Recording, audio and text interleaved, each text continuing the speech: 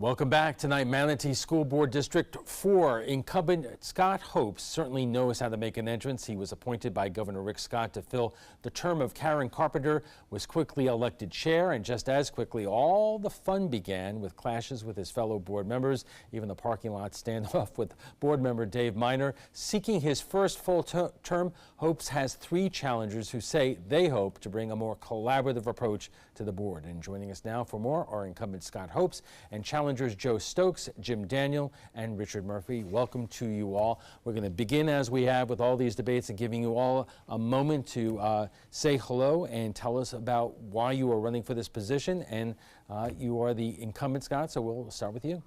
Well, Alan, the Manatee School District is almost a $1 billion a year organization.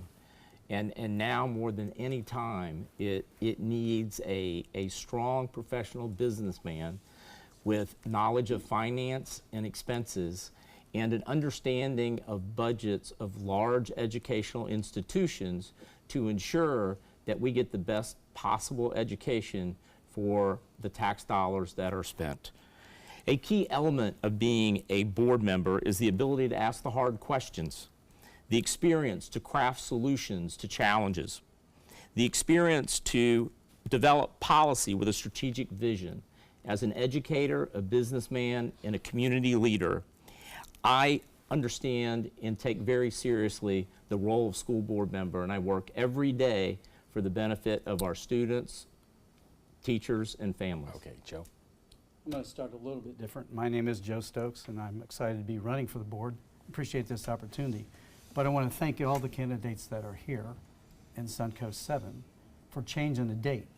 I couldn't make it on Monday, which originally this was scheduled, and I just want to say a public thank you to my peers here, at least in this setting, and to Suncoast 7 for allowing this change for tonight's broadcast, so I appreciate that.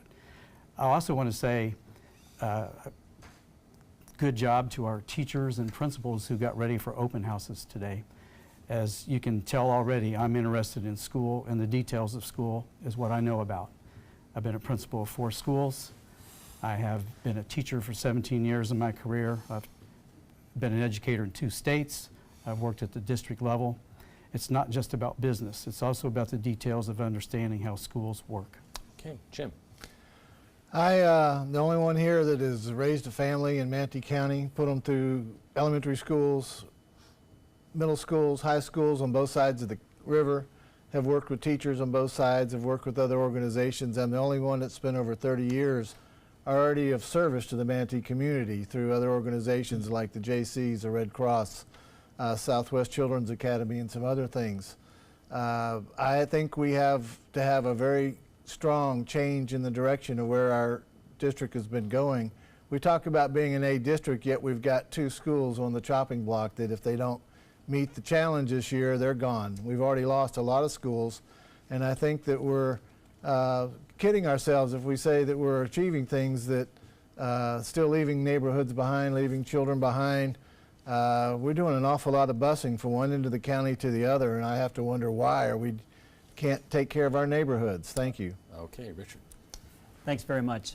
It's an honor to be here tonight and to have a chance to debate with a former colleagues of mine, and also talk to people out in the audience that's watching the show, and I appreciate them taking time to do that.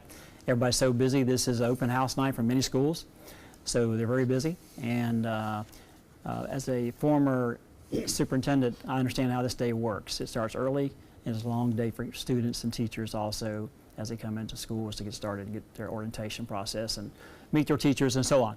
So a little background, I am from Henry County originally, born and raised there, worked in business 20 years, served on the Henry County School Board from '94 to 2008. Decided to go into teaching after being on the board, being in classrooms. Went to work in Highlands County, taught middle school 2005 to 8 under Darrell Bryan, the former superintendent of Hardy County.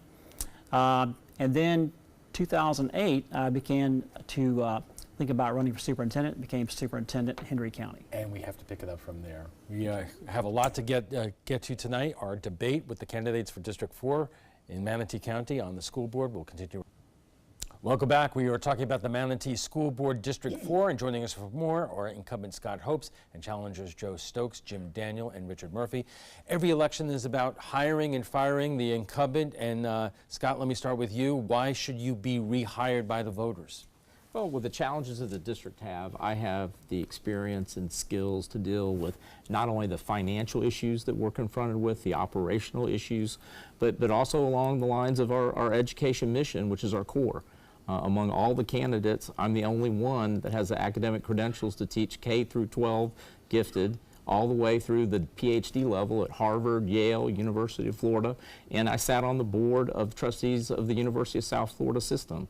So I have the experience in large boards governing billions of dollars a year, and the experience to move operations towards success. And Joe, why should Scott be fired by voters? I think during this campaign, I've tried to be positive about what I offer, and so I'd like to continue on that track.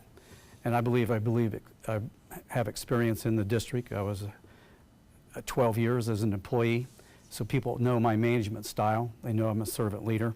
They know that I'm interested in collaboration and building teams. They know that this board is not functional in that direction, and that's a dysfunction of the board, regardless of what our skills are.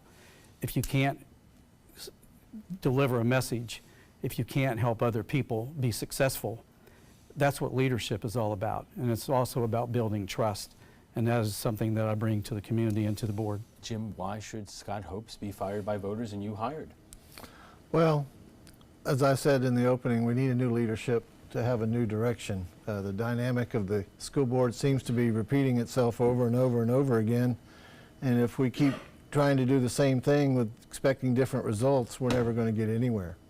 So I come with some new ideas that have grown from watching this school board for 20 some odd years, with the good and the bad, with the financial experience to help keep us on track, but also with the team building that has been demonstrated through the organizations I've helped lead here and the accomplishments that different people can join together to get done. All right, Richard, why should voters hire you and fire the man to your left?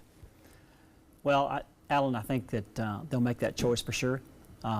We all have different strengths and weaknesses, I'm sure, too. I believe that in my capacity, my former experience as a teacher, as a district administrator, school board member 14 years, and a superintendent during the Great Recession has given me a lot of opportunities to learn professionally and by hard knocks. So coming back here to teach in Manatee was my goal, and help my daughter and grandkids in school. And I've been in the district quite a bit. I've worked in different schools and talked to many folks, and I kind of watched this change, the dynamics change of the district from 2008 all the way through this point. I'm not really happy with the progress we're making. We're making progress. I think the leadership on the board has been up and down. I think strong leadership and somebody with interpersonal skills that can lead the district and also the board on the right pathway can make a difference. Okay, we have to take a quick break. We're just getting warmed up. Our debate with the candidates for District 4 of the Manatee County School Board will continue right after we get a quick check. Welcome back. We are talking about the Manatee School Board District 4, and joining us for more are incumbent Scott Hopes and challengers Joe Stokes, Jim Daniel, and Richard Murphy. And Scott, I'm going to start with you again, because you have said that it's more important to be effective than to have maintaining harmony on the board here. And it seems that there's been a lot of discord on the board since you've been chairman. Has that become a distraction to all the things that are in front of the board, from school security to finding a superintendent to the budget issues and raising the level of education in Manatee County? No, it hasn't. And the reality of the situation is Mr. Clone was appointed to the board by the governor to help a dysfunctional board. I was appointed to the board by the governor to bring some sense of order to the board. The board didn't follow procedures. The board was not effective. The district had numerous continuous financial issues and educational issues. So the irony of the question is, if one looks at the board's function prior to my appointment and prior to me being elected chair, with the exception of a 2-month period of time when our board and every board across the state was stressed with the anxiety and the fear following the Marjorie Douglas shooting, and look at where the board has been in the past 3 months, We've achieved master board certification from the Florida School Board Association, and we have gone through a number of changes, and we've been effective. We are down to only 6 D schools in the district. We've got $30 million in reserves. So the financial performance is there, the academic performance is there, and there has been orderly board meetings. Joe, has Scott brought order to the board? No, no. I don't think in the history of our district, we have had board members try to remove the board chair. I don't think that we have had the community as concerned about our board from our teachers, who are our biggest employee group. We have 5,700 employees, and about 47% of those are teachers, and they're not happy. This week, the communication that came from Mr. Hopes toward my contributors has created a very great outcry in the community. And that was a story that was in the Herald. So when you talk about being effective, part of leadership is bringing the team together. You know, How are we going to handle rebuttals? well, we're going to give you a chance, but I just want to get through everybody's comments first. And Jim, I'm answering the question that you asked. no, I understand that. Jim, you have used the word disgust. Now, there are a lot of different board members on the Manatee County School Board, and you know, there's been a lot of back and forth between them. So, I mean, are you saying that Scott, you know, has the entire responsibility for it, or No. it takes more people to tango? The thing we're living out here is everything that happens, everything that is accomplished, everything that we get done is built upon relationships. Everything I've done in my career has been on the relationships with the clients, getting the things done. And the thing that we see here is that relationships seem to be tossed out. And the people involved seem to be disregarded. The ones that are right up front and carrying the load seem to be the ones that get stepped on the most. And yeah, that gets me disgusted. That gets me upset. I've watched my wife and a lot of other teachers sweat blood trying to take care of things. And in the meantime, the leadership failure after failure that we see at the board level, yeah, I'm disgusted with the whole process. Richard, is it any one person's to blame? Well, Alan, I think after watching this board in action, their dynamics for the last 8 years or so, when you have changes, you have veteran leadership and you have new leadership coming in. The veterans usually lead the new ones and kind of ordain them, so to speak. When you get appointed chairman your first year, that's a big challenge. And I'm not sure the board made the right decision. Most boards let you work about probably two years in the boardship before you go to a chairman. But that was their decision, okay?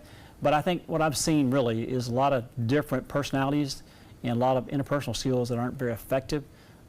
My concern is the overall picture for the district, the employees, the students, and the families and parents involved here.